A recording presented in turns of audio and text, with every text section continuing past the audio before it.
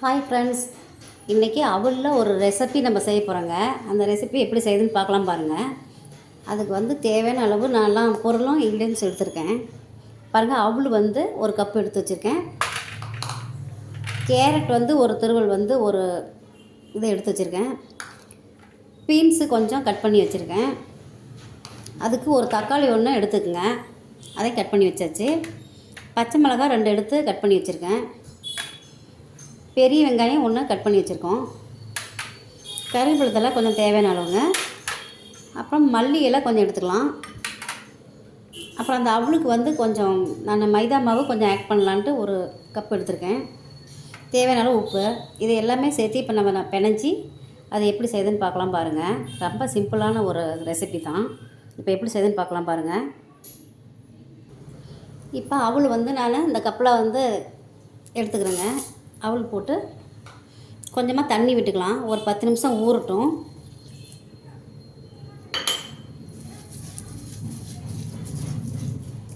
நல்லா அப்படி தண்ணி விட்டுட்டு இதிலே நம்ம கேரட் துருவல் வச்சுருக்கோம் இல்லைங்க, அதையும் இதிலே சேர்த்திக்கலாம். அப்புறம் பீன்ஸ் கொஞ்சம் எடுத்து வச்சுருக்கேன், அதையும் சேர்த்திக்கலாம். பச்சை மிளகாய் இதில் ஆட் பண்ணிக்கலாம். ஒரே ஒரு தக்காளிங்க, அதையும் இதில் சேர்த்திக்கலாம். ஆனியனும் இதிலே போட்டுக்கலாங்க. ரொம்ப ஈஸி தான், ஹெல்த்தான ஒரு ரெசிபி.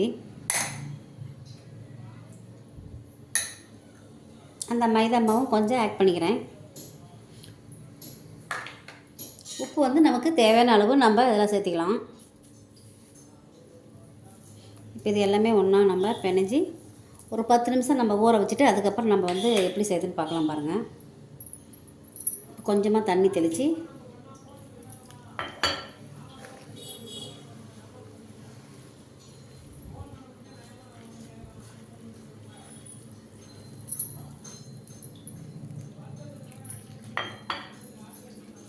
நல்லா பிணைஞ்சி வச்சுக்கலாங்க.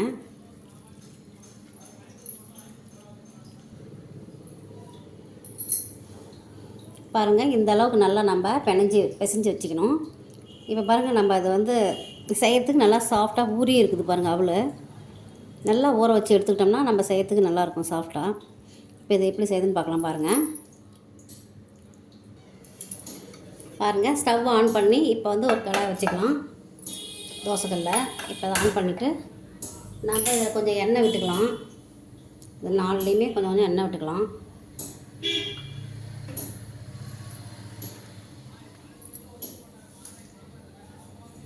எண்ணெய் விட்டுட்டு பாருங்கள், ஆயில் நல்லா காஞ்ச பிறகு நம்ம அந்த அவல் இது இதில் சேர்த்திக்கலாங்க.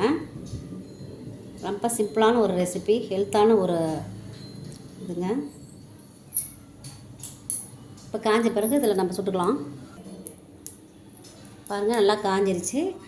இதுக்கப்புறம் நம்ம இந்த ஓவன்லேயும் போட்டு நம்ம செஞ்சுக்கலாம். பசங்க இப்போ வெஜிடபிள் அதிகமாக ஒவ்வொரு குழந்தைங்க எடுத்துக்காத, இந்த மாதிரி செஞ்சு கொடுத்தோம்னா சாப்பிடுவாங்க. இது புதுசாக இருக்குது, டிஃப்ரெண்ட்டாக இருக்குதுன்னு சாப்பிடுவாங்க. இந்த மாதிரி செஞ்சு கொடுங்க பாருங்கள். எல்லா வெஜிடபிளும் நான் போட்டிருக்கேன்.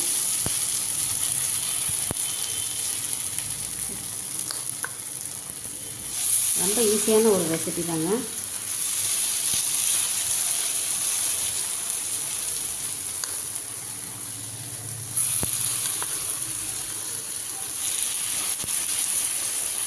காலையில் டிஃபன் மாதிரி கூட நம்ம சாப்பிட்டு நம்ம போகலாம்.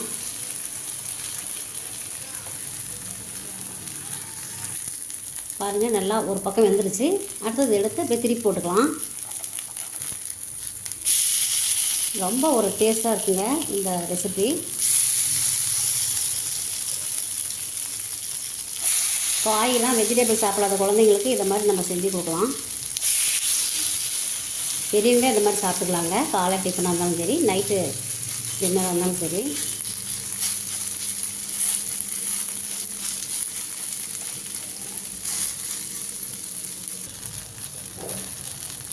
பாருங்கள், ரெடி ஆயிடுச்சு.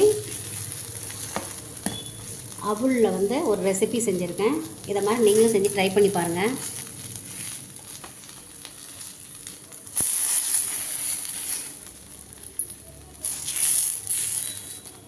நல்லா ஒரு ஹெல்த்தான ஃபுட்டு தாங்க.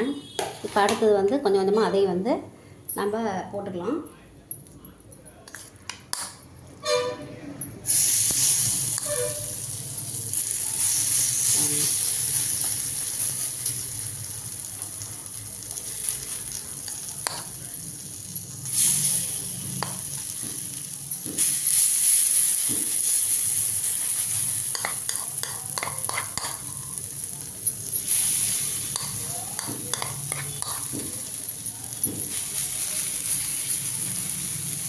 இதே மாதிரி எடுத்துகிட்டு நம்ம அப்புறமா சேவ் பண்ணிக்கலாம். நல்லா வந்து எண்ணெய் விட்டுக்குங்க. அப்போ தான் நல்லா முறுன்னு நல்லா கிறிஸ்பியாக வந்து ரெடியாகும். பாருங்கள், அவலில் ஒரு டிஃப்ரெண்ட்டான ஒரு ரெசிபி செஞ்சுருக்கேன். இதில் வந்து தக்காளி, பீன்ஸு, கேரட்டு எல்லாமே நம்ம சேர்த்திக்கிறோம். கருவேப்பிலை, புதினா எல்லாமே சேர்த்திருக்கிறோம். இப்போ இது கொஞ்சம் டெக்கரேஷனுக்கு இப்படி போட்டுக்கலாம். காலையில் டெய்லியுமே நம்ம இட்லி, தோசை இதை மாதிரி செஞ்சு அடிக்கடி போர் ஆகிடுச்சு. இப்படி ஒரு டிஃபன் நம்ம காலையில் எடுத்துக்கலாம். பசங்களும் சாப்பிடுவாங்க, வித்தியாசமாக இருக்குதுன்னு. இதை மாதிரி நீங்களும் செஞ்சு பாருங்கள், உங்களுக்கு பிடிக்கும். என்னுடைய சேனலுக்கு சப்ஸ்கிரைபர் பண்ணவங்க அத்தனை பேர்த்துக்குமே என்னுடைய மனமார்ந்த நன்றிங்க. இதை மாதிரி நீங்களும் ட்ரை பண்ணி பாருங்கள். தேங்க்யூ ஃபார் த வாட்சிங்.